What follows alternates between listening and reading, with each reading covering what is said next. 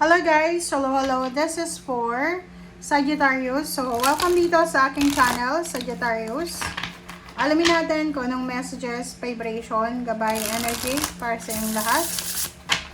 Para to sa lahat ng Sagittarius.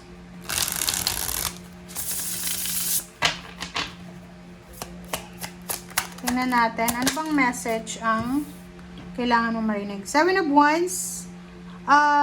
Nakikita ko sa'yo dito, merong Sagittarius na sobra-sobrang strong. Siguro siguro a few weeks ago, or few days ago, hindi ka nakatulog, ini-insomnia ka, or pwedeng magkaroon ka ng sipon, ng ubo, ng lagnat. But this week, sinasabi na you're super strong. You're strong, you're brave, you're healthy, ganyan. Ang lakas. Ang lakas ng stamina mo.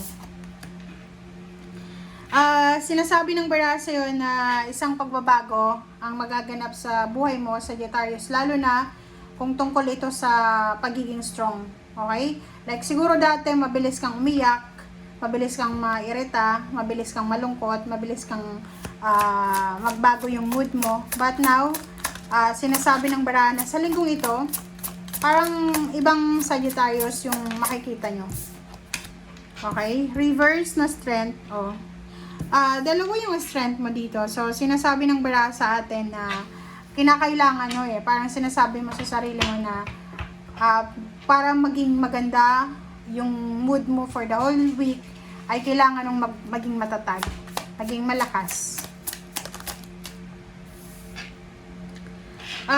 Nakikita ko sa'yo dito, you are planning for a travel. You are planning for, parang gusto mong mag-purchase ng sasakyan, bumili ng plane ticket, bus ticket, ganyan, parang ganun. You're planning to travel, to explore. Paki-comment sa comment section. Meron ka na plano para sa sarili mo or para sa pamilya mo, Sagittarius, na kailangan mong gawin siya or kailangan mong maging malakas para sa planong yan. Ano ba yung ibig sabihin yan? Like ikaw, sobrang mabilis kang ma-homesick, pero nagpaplano kang pumunta ng ibang bansa, iiwanan mo yung pamilya mo, magsasacrifice ka para sa future ng pamilya mo. Pero alam mo sa sarili mo na kailangan mo magpakatatag para tumagal sa bansang pupuntahan mo. Hangman. So, sinasabi ng bara sa'yo na wag nating apwersahin, di ba? Yung parang huwag kang magmamadali sa Sagittarius sa linggong ito. Huwag kang gumawa ng desisyon na like bigla-bigla kang lilipat ng bahay, bigla-bigla kang magta-travel. I-surrender mo na lang sa universe kung ano yung pwedeng mangyari. Okay? Huwag tayong masyadong aggressive, impulsive sa linggong ito kasi magkakamali ka talaga dyan. Pwede mong pagsisihan. Lalo na yung pagta-travel ha. Huwag kang mag-book ngayong linggong ito. Or wag kang bibili ng sasakyan, maglo-loan ng sasakyan, ganito, ganyan. Nakikita natin yung karma. There's a karma coming. So, lump sum of money, pwedeng merong mga contract signing, may pipirma ng kontrata, pwedeng mapopromote, may mapopromote sa inyo, pwedeng may magkakaroon sa inyo ng mga bonuses, payments, payouts, ganyan, ganito. Renewal of contract. Okay, patience. So, yun. Kung naghihintay ka pa rin ngayon ng kontrata, sinasabi ng bara sa'yo dito na huwag tayong magmadali. Yung parang ang message ng bara sa'yo, Sagittarius, is ano man ang hinihintay mo sa ngayon, ano man ang gusto mong gawin sa ngayon, mag-chill at relax ka lang muna.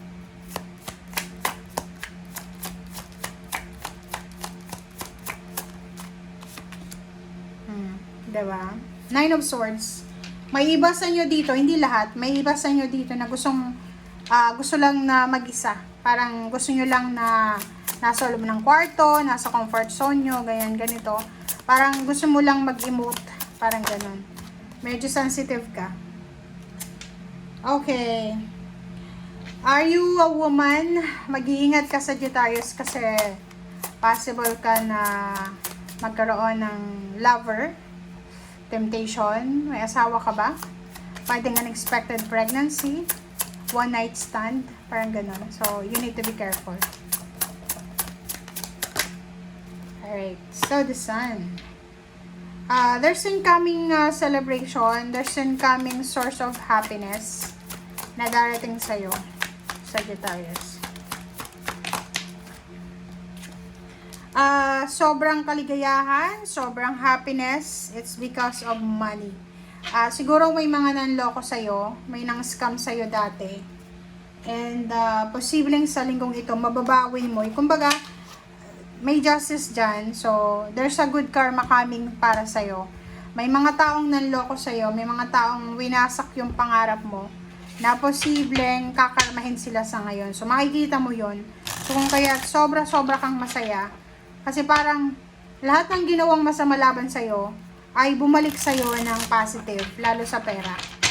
And yung mga taong gumawa ng masama laban sa'yo, sila yung kinakarma sa ngayon. Parang ganun. Diba? There's a travel, relocation. Meron kang mga iniisip na pagbabago. Parang yung iba gusto magpagupit. Travel talaga to eh. So, yung iba sa inyo, talagang nakaplano kayo sa linggong itong magta-travel kayo. Maybe you're going to other country, or pwedeng lilipat kayo ng trabaho, or pwedeng yung iba sa inyo dyan, aalis kayo sa kung nasaan man kayo ngayon. Wheel of Fortune. So, sinasabi ng baraha, there's an opportunity para sa lahat ng Sagittarius na pwedeng magbago kayo ng trabaho. So, like for example, may trabaho ka na ngayon, isang napakabilis na desisyon ang gagawin mo. Like, nasa probinsya ka, bigla kang pupunta ng city para maghanap ng trabaho doon. So, yun yung nakikita natin. Be careful. Kailangan mong bantayan ang mga obligations, duties, and responsibilities mo kasi posibleng mamroblema ka sa pera sa linggong ito.